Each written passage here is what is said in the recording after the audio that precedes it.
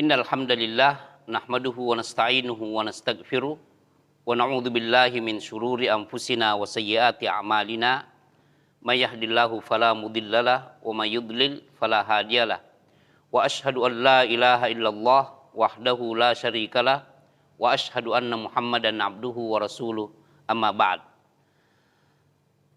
Pembacaan kitab Ar-Risalatut Tabukiyah yang kedua ini kelanjutan dari nukilan kitab Al-Fawaid tadi, yaitu kebersamaan atau bertemu dengan teman. Yang pertama tadi sekedar melampiaskan keinginan masing-masing, kemudian mengisi waktu tanpa arah yang tepat dan jelas.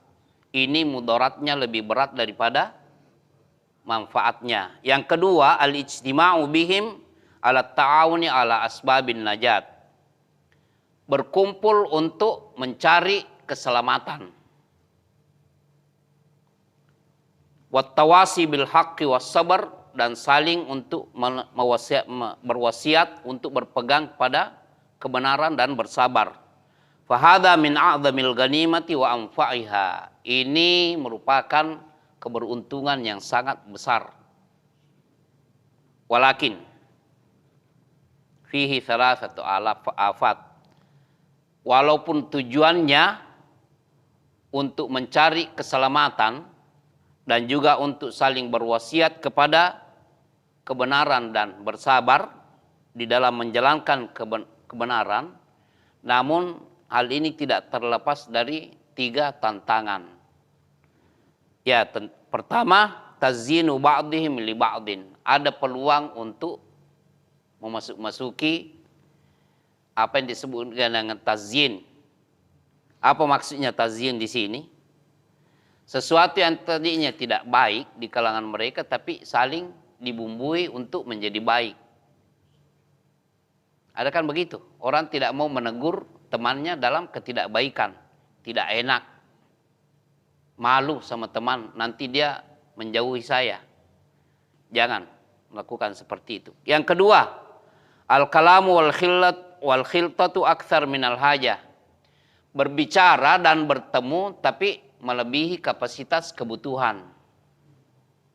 Berlama-lama padahal tidak dibutuhkan sebenarnya. Pembicaraan yang tidak terarah.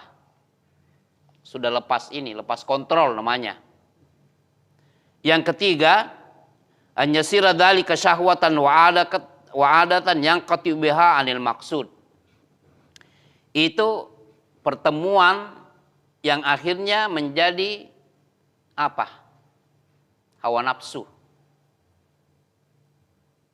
Pelampiasan. Dia merasa ini dengan berkumpul dia merasa lebih enak daripada membaca kitab Allah. Daripada berzikir. Kalau dia sudah bertemu dengan temannya itu nikmat bagi dia. Berbicara semaunya, akhirnya membaca Quran tidak.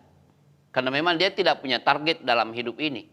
Dalam sebulan itu dia tidak mampu mengkhatamkan 1 kali khatam.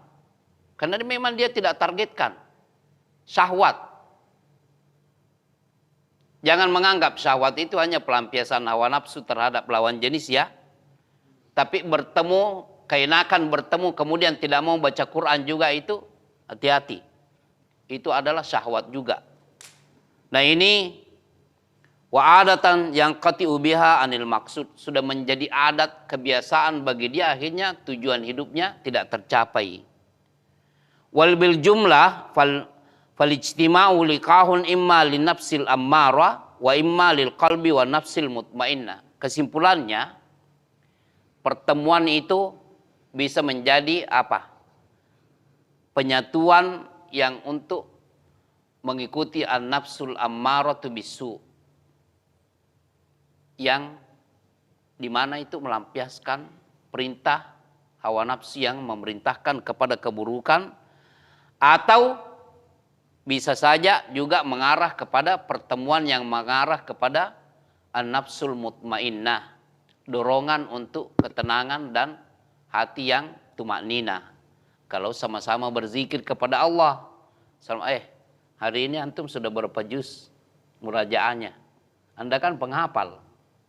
Antum sudah baca, sudah 1 juz enggak hari ini? Sudah berzikir enggak untuk pagi? Untuk sore, sudah atau tidak? Nah, ini yang bisa memberikan manfaat. Nah, oleh karena itu, ikhwan sekalian, kita harus mewaspadai hal ini. Tujuan Ar-Risalatut Tabukiyah itu bekal yang berhijrah kepada Allah sebenarnya bukan berhijrah dari satu tempat ke tempat yang lain, dari satu daerah ke daerah yang lain, dari satu kota ke kota, atau dari Mekah ke Madinah. Itu juga hijrah.